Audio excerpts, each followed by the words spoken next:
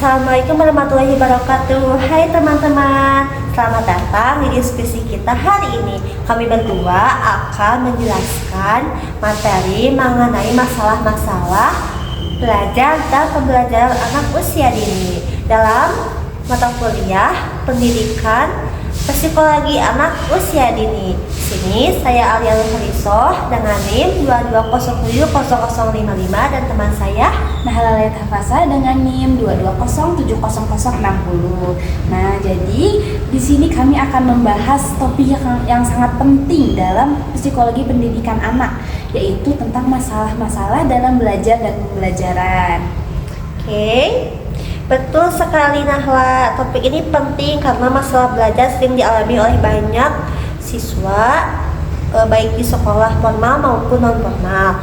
Nah, penyebab dan solusinya itu apa aja sih yang kita bisa bantu untuk anak-anak di luar sana? Nah, ya, apalagi sebagai calon pendidik atau orang tua, kita juga perlu tahu apa aja sih faktor yang mempengaruhi kesulitan anak belajar. Tapi sebelum itu, yuk kita cari tahu dulu, mulai dengan memahami definisinya terlebih dahulu.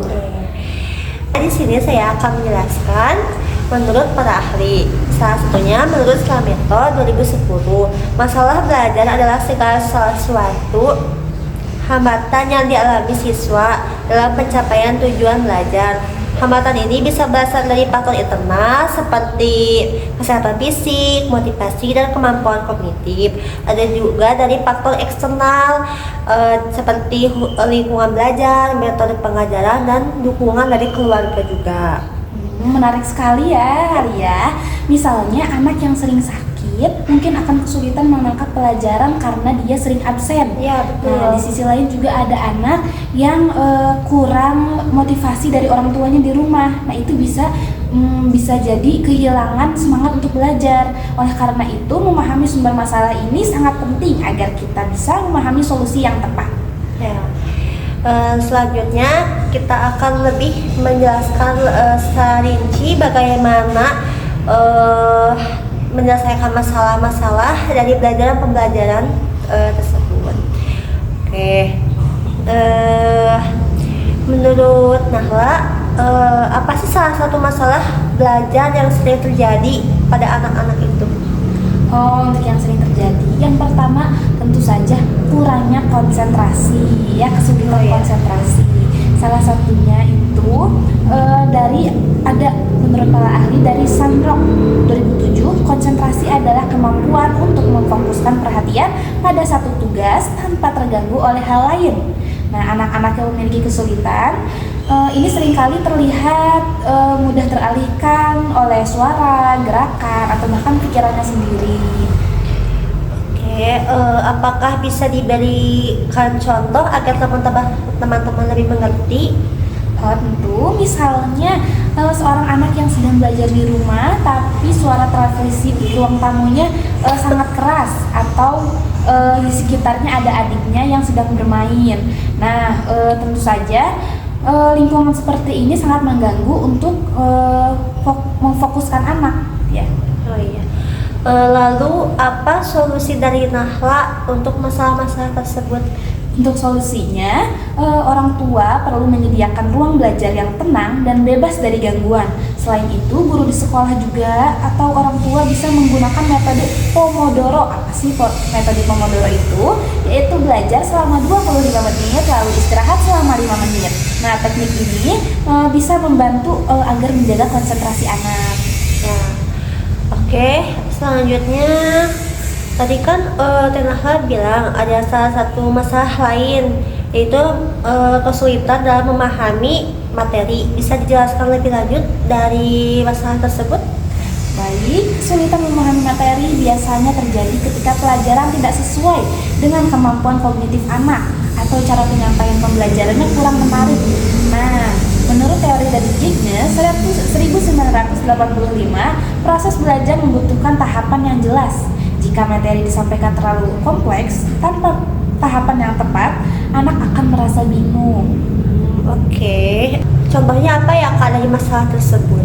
Contohnya itu misalkan ada seorang anak kelas 1 SD diminta untuk mempelajari pecahan. Oh iya, itu sulit.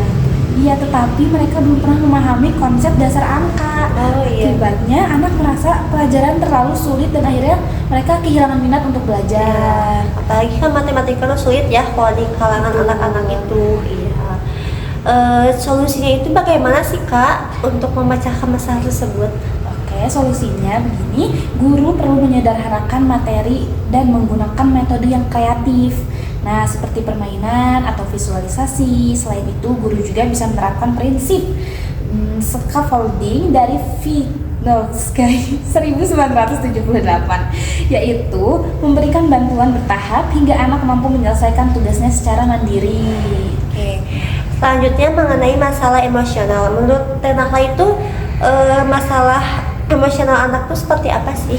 Oh, masalah emosional anak ya. Nah, ini juga sangat mempengaruhi pembelajaran. Nah, menurut Piaget 1952, emosi yang negatif seperti takut, cemas bisa menghambat proses berpikir anak. Misalnya, seorang anak yang takut dimarahi guru mungkin akan memilih diam di kelas meskipun tidak paham materinya. Oh iya, betul juga. Kalau solusinya seperti apa sih Kak? Biar teman-teman tuh tahu.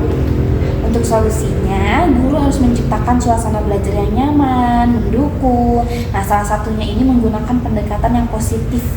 Nah, guru bisa memberikan pujian atau penghargaan kecil atas usaha anak, sehingga anak juga bisa merasa lebih percaya diri. Oke. Di sini aku punya masalah terakhir nih. Salah satunya itu kurangnya motivasi. Kadang-kadang anak kan kurang motivasi dari orang tuanya tuh. Nah, menurut Tenaka tuh apa sih penyebab dari masalah kurangnya motivasi tersebut itu? Oke, menurut teori dari Maslow 1943, motivasi belajar anak akan muncul jika kebutuhan dasarnya terpenuhi sebagai rasa aman dan penghargaan. Misalnya, anak merasa pembelajaran membosankan karena tidak relevan dan minatnya akan kehilangan motivasi. Oh iya. Kalau solusinya apa ya Kak? Solusinya, guru bisa mengaitkan pembelajaran dengan kehidupan sehari-hari atau dengan minat anak. Misalnya, jika anak suka binatang, nah berarti bikin soal matematika dengan jumlah binatang. Oh iya. Binatang. Nah itu. Selain itu juga orang tua di rumah bisa memberikan reward kecil untuk memotivasi anak. Kadang emang harus ya orang tua itu memotivasi anak di rumahnya untuk mengulang kembali pembelajaran di rumahnya. Jadi dari diskusi kita hari ini kita tuh tahu jadi masalah belajar itu bisa berasal dari berbagai faktor, bisa dari kesulitan konsentrasi, memahami materi, masalah emosional dan kurangnya motivasi. Betul Kak? Nah, betul banget. Dan yang terpenting, setiap masalah pasti ada solusinya. Dengan memahami penyebabnya, guru dan orang tua juga bisa bekerja sama membantu anak belajar menjadi lebih efektif. Semoga video ini bermanfaat untuk teman-teman semua. Bila ada saran atau komentar boleh tulis di kolom komentar. Terima kasih sudah menonton video kami. Sampai jumpa di video selanjutnya. Assalamualaikum warahmatullahi wabarakatuh. Dadah.